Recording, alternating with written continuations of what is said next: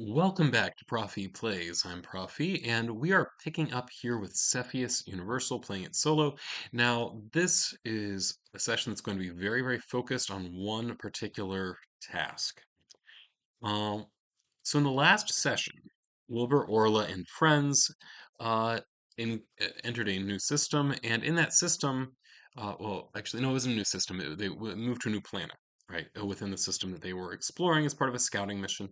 And what they found was that there was some kind of manned satellite or probe or something like that, manned by an alien race. Now, this creates an issue because now we need an alien race. So that's really the plan of this session. So very narrowly focused on we need to create this alien race. And to do that, I'm going to pull out Cepheus Universal, which has rules for this. So that's what I'm going to be using. It's fairly straightforward. This is something where I try to read some every day. I figure, I'm a professor, I should probably do that. But I read more than just, say, my own narrow discipline. Instead, I try to read things that are also interesting, relevant to other things I'm doing, including I do try to make a point of reading a little bit of the Cepheus Universal Rulebook just to get ideas and to try to keep myself fresh with what is happening in that particular system. And I just so happened to be in the Alien Life chapter. And so I was thinking, oh, you know what? Maybe I should actually like make the race. That might be a good idea. And it's also something, this is going to be a very heavy system episode as far as that goes. So let's walk through alien race creation. So one thing that I just want to note, I have never run into an alien race before in Cepheus, mostly because if I have soloed in the past before I started the channel, or even kind of early on with the channel, if I have a choice, I like to make things human-centric.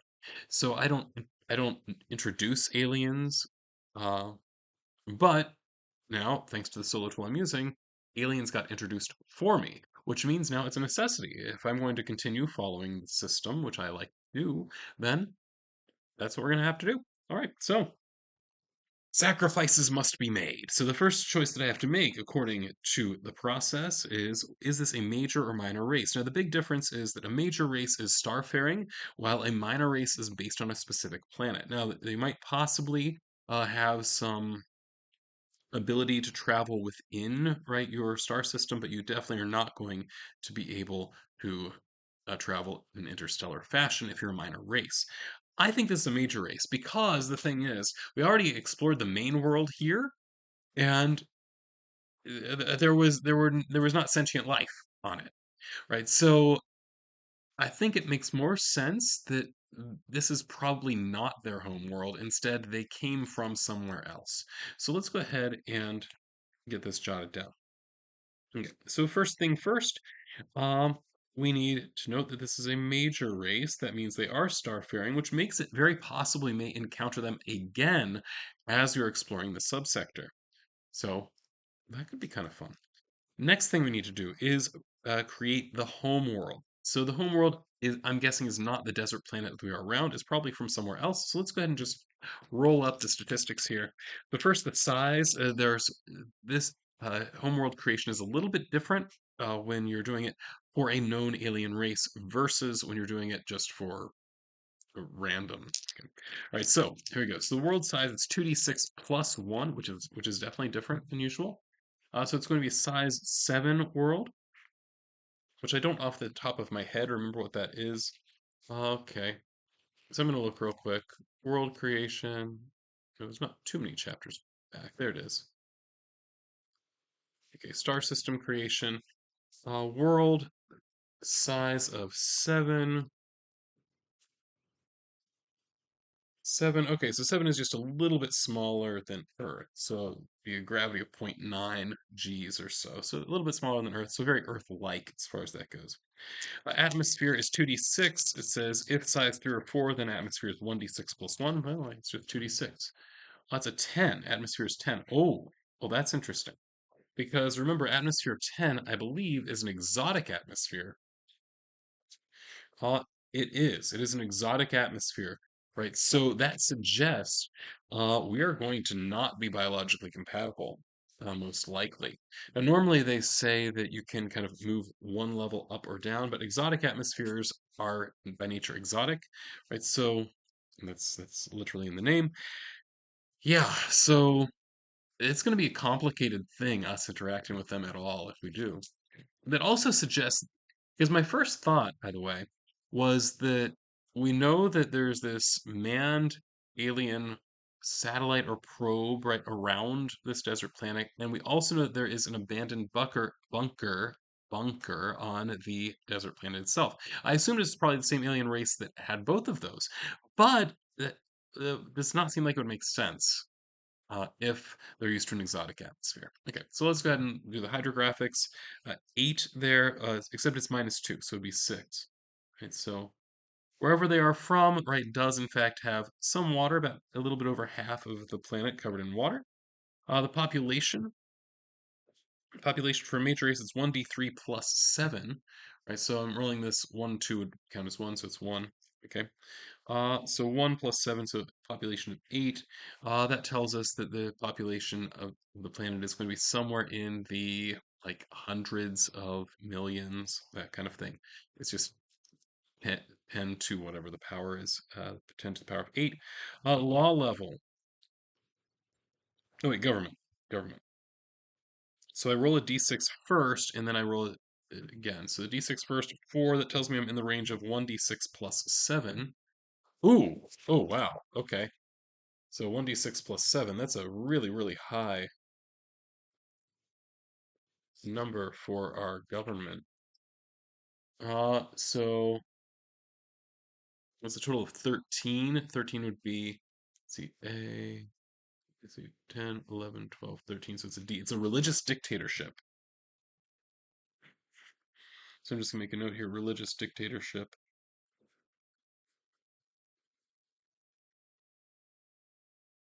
Oh yeah, this is actually very interesting. So I'm just making some notes here. Exotic Atmo as well. Okay. Next step would be government. Government, we did government, sorry. Law level. Law level is 2d6 minus 2. Okay, so while it is a religious dictatorship, the law level is still pretty low. I rolled a 5, minus 2 would be 3. Right, so their home planet, it's governed by a religious dictatorship, but this religious dictatorship apparently isn't particularly controlling as far as that goes. Next thing I need is the tech level. Because it's a major race, it's 1d6 plus 9. 5 plus 9, that's a 14. 14, I forget how that translates into, I think that's an E, which is definitely the most advanced tech level that we have encountered at this point. Trade codes, I can look those up here, but I want to do the starport next. So the starport, because it's a major race, that means it must be a starport A. All right, simple enough. Okay, so we've already learned some things about this uh, I'd say planet. Yeah, I guess it's the home world of this alien race, right? So we know they must breathe something other than, right, kind of the human-centric nitrogen, oxygen-based atmosphere. That's not what they're used to. They're used to something that would be poisonous, right, to us as human beings. As well, I'm guessing like their gravity adaptation would be basically the same as ours, as far as that goes. Similarly, it would not be surprising if their like use and need for water was similar to ours.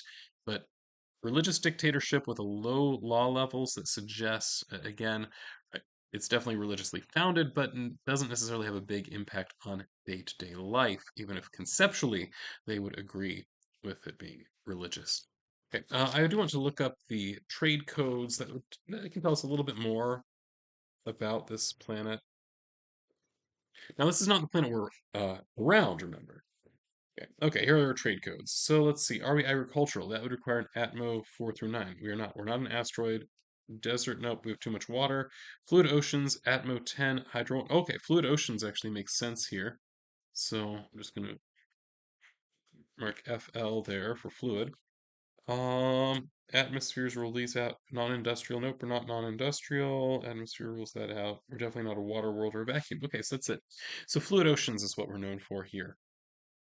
Okay, so that suggests then, okay, back it up. hydro is a 6. Now, hydro in this case means we're covered with fluid, not necessarily covered with water. So I'm thinking it is some other fluid. So it could be something um, like ammonia or something like that. I don't have the details in my head yet, but it is some other fluid. It is not water that is in these oceans. Right, so I'll just say we probably shouldn't bother visiting their home planet because it's not going to be friendly to our biology at all. And we're trying to find places that we can go without having to resort to vac suits because we only have one of those. Okay. Now, my hope is if we do another scouting mission, maybe we will. I don't know. That's how I feel. But we're going to have enough money that we're going to be able to get multiple vac suits. That would probably be good. All right. So next up, then we need to do the biotype. So for biotype, it's pretty straightforward. We just roll 2d6. That gives us the general biotype, and then we would roll for a subtype. So a 4 here indicates it's an herbivore. Okay. So and then our subtype, an 8 would be a grazer. Okay. So herbivore, grazer. Right, so what we're talking about here in terms of kind of what that means. I mean, grazer is by itself rather self-explanatory, I think. So we're talking about like cows or what have you. Um, but to get a little more, okay, antelope. Antelope would be here. So grazers move from food source to food source, often in large packs. Their primary form of defense tends to be fleeing danger. Right, so that is kind of the way that they will tend to act. Okay. So moving from food source to food source, often in large packs. Okay, so that's that type of behavior we would expect to continue, even though they have evolved into sentience. Nonetheless, this is the type of habit that uh, grew out of right their evolutionary process. Right, so reproduction. So how do they reproduce? So first thing we need to roll is for sex and then for reproduction. Sex is a 4, so it's hermaphrodite.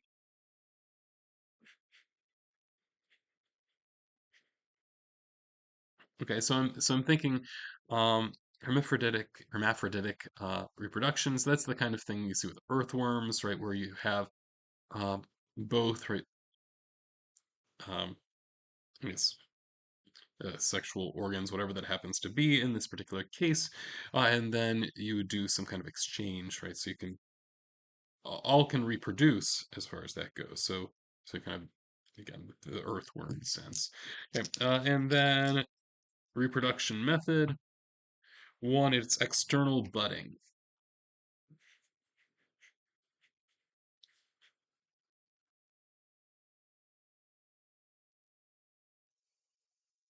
All right,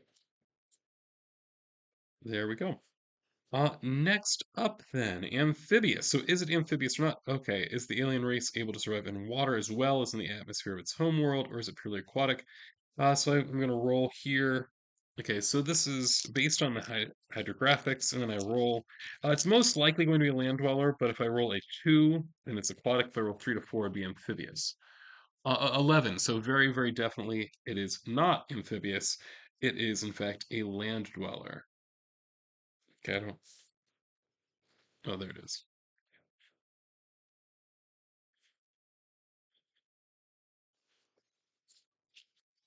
Right, so it is by nature a land dweller. The body form. So now we need to find out what type of locomotion we have. 10. 10 would be a flyer. Oh, okay. Interesting. So this is not cattle-like or antelope-like. Instead, it is a grazing animal that flies. Okay, so that I assume there would be some kind of wings involved here. Right, that makes sense. In terms of symmetry, what type of symmetry do we have? 8. 8 would be bilateral symmetry. Okay, well that helps. Right? So that's the same type of symmetry that we have as human beings, right? So we could split us down the middle. One half is basically the same as the other half, more or less. It's obviously not perfect, especially like once you cut us open. It's not like we have livers on both sides of our body or something like that. But nonetheless, right, the general form of symmetry is going to be bilateral. So I'm guessing this is going to be a somewhat humanoid creature, but nonetheless avian in uh, in that it flies at least. So number of legs. Okay, well here things might possibly change. Let's see. Eight would be two legs. Okay, so two legs. All right.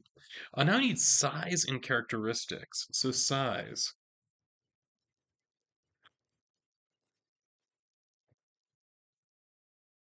A size, it's an 11. Oh, well that's different. These are large. Okay. So large here, I mean, it's kind of a vague term. If we want to apply some of the other things you have in Cepheus Universal, there is a fast animal creation system which would say large. Large indicates like lion, moose, red deer size, so something like 1,200 kilograms at most, right? So this is a lot bigger than a human being would be, right? So that's going to be another reason our biologies are certainly not compatible at all as far as this goes. So I'm guessing this probe or satellite is probably going to be a lot bigger than we would imagine. The atmosphere inside of it is not going to be friendly to humans whatsoever. But now I need to flesh out some of the other things. So strength here is going to be 3d6. Then I can roll for a modifier as well. So it's 3d6 and the 7 here indicates, okay, so unmodified. How about for dexterity? Dexterity would be 2d6. Okay, again, unmodified. Uh, if I roll 5 or less, that adds a negative modifier. If I roll a 9 or more, that adds a positive modifier. 8, okay, so endurance is also just a 2d6. Oh, no, I'm sorry, 3d6. Intelligence will be 2d minus 1. So they're not the most intelligent of races. Education, okay, that's standard. And then social,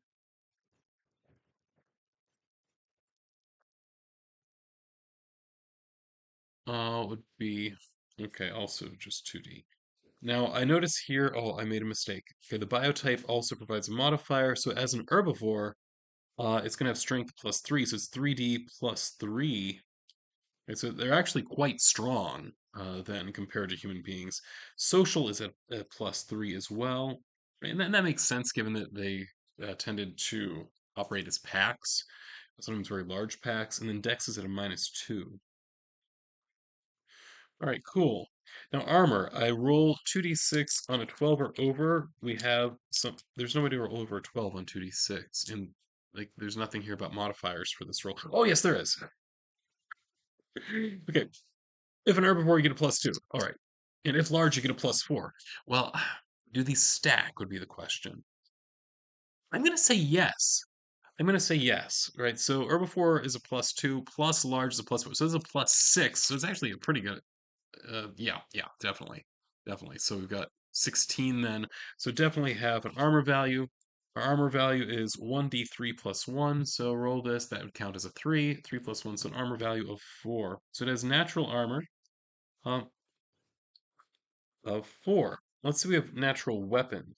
So it says here, roll 2d6, a result of 9 or more indicates that we still retain some natural weapons from our evolutionary process.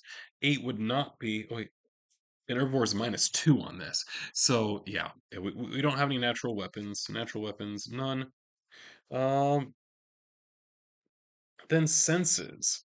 Okay, so first thing we're just going to go sense by sense here. So first is vision. So vision like 6 indicates cat's eyes. So pretty good vision as far as that goes, I think. All right, how about hearing? The audio is a 10. Audio would be human level.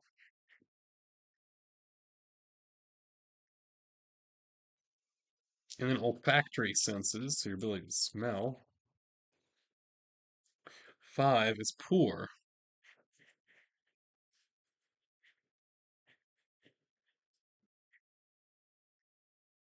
Because I'm guessing that cat's eyes, this indicates like unusually good. vision is my guess. All right. And now we get to roll to see if there's a special sense. That'd be 11 plus indicates there is a special sense here. There is not one. It's just a 6. Okay. Breathing. So as with humans, alien races can breathe in atmosphere density slightly different than when they involved it. Here's the problem. It's not going to be density. The problem is going to be the composition because it's an exotic atmosphere. So I'm not going to worry too much about that. Um, as far as that goes. Now I need to also do the life cycle. Okay, so wait, special sense, none of that. And then so I get to roll 2d6 to determine their life cycle. 6 indicates human level.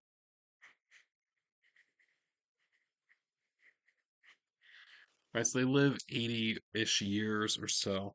And finally, do they have some kind of physiological advantage? A 9 plus indicates they do have one. 8 would not be 9 plus. They do not have any particular physiological advantage. Okay, so then the last step here is to interpret. So it says, write up a summary of the alien species. What do the results tell you about the way in which this race lives today? How is their evolution or physiology affected? How has their evolution or physiology affected the development of their society or the way in which they see the universe around them? If your results seem to create a very bland alien race, you might want to roll up a couple keywords to give them features. Again, simply select the one that most appeals to make sense, blah, blah. Okay. All right. So I'm not worried about this being excessively bland.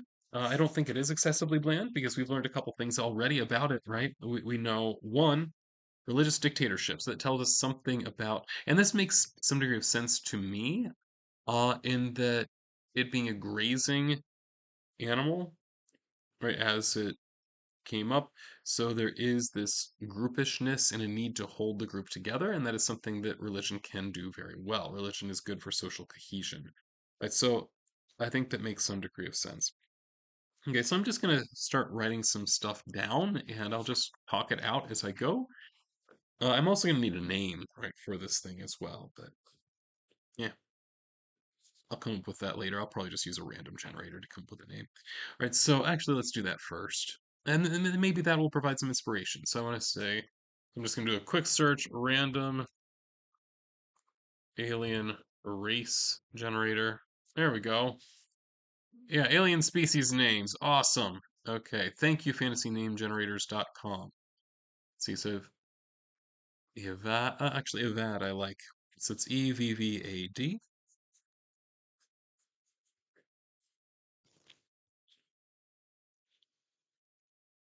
Right. The reason that I think I like that so immediately is that it brings to mind that it's kind of an avian species. So what I'm imagining here, one, we know that it's a grazer and we know that it's a flyer. So those are, I think, and it's also large. So I'm thinking this might be, um, like I'm almost inclined to say Thunderbird-like.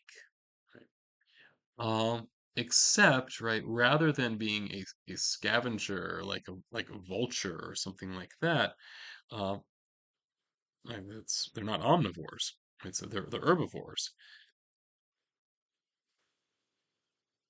Although now I'm wondering a different path.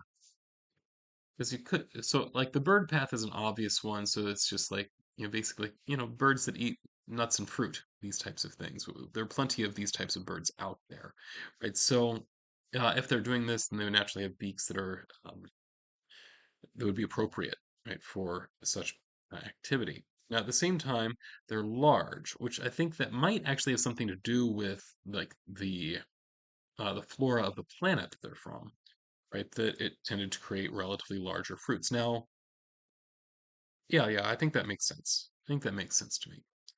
Right, so religious dictatorship, exotic atmosphere. So I think I'm going to stick with them being kind of bird form, right? So I think they are a bird form. I'm just going to say evolved from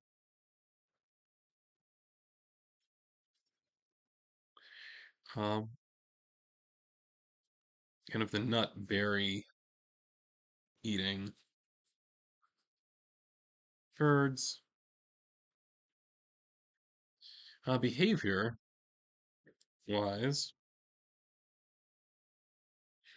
Now, remember, they tend to, I think that what they do, I don't know that this is really a big colonizing race necessarily, but I can definitely see them, say, seeking out places that may be um, attractive, right, to them in terms of having atmospheres that they can operate in, and really just kind of harvesting from place to place as they go. So I think, but at the same time, they're not doing so in a way that is ravenous or something like that. They're not totally like just like stripping all the resources off of a planet. No, I think that they very much have this sense of grazing grounds. That is, that there's one place you go for a while, it starts to run thin, you go somewhere else, it starts to run thin. And so I think that they have kind of this periodic, almost kind of nomadic nature to them, right? So that's what I'm going to say. So they're kind of nomadic, travel between worlds on kind of a seasonal basis. I'm not taking seasonally too literally here, just, you know, occasionally or regularly, that kind of thing. Okay. And they do seek out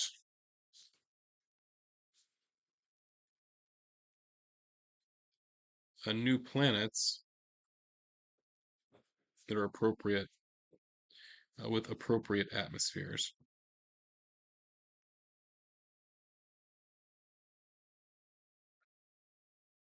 I'm also going to note here the religious dictatorship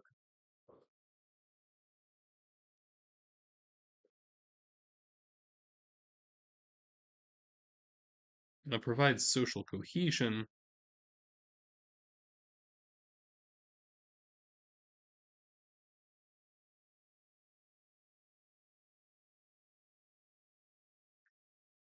but is not overly controlling. I think also, well, maybe a religious dictatorship. I don't think that it's the kind of religion that has like one single head that just like declares how everything works. I don't think that there is an Evad Pope or something like that.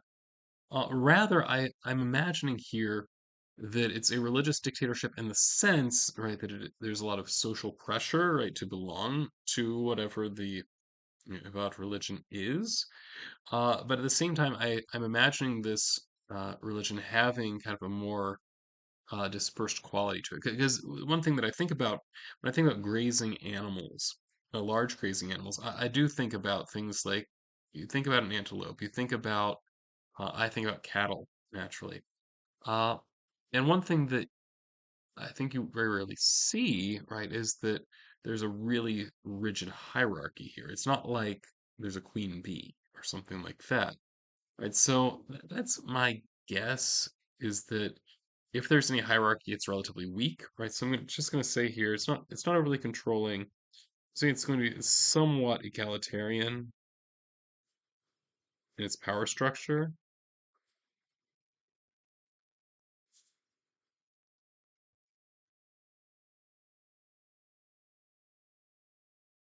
but basically all the Ivad belong to this one faith.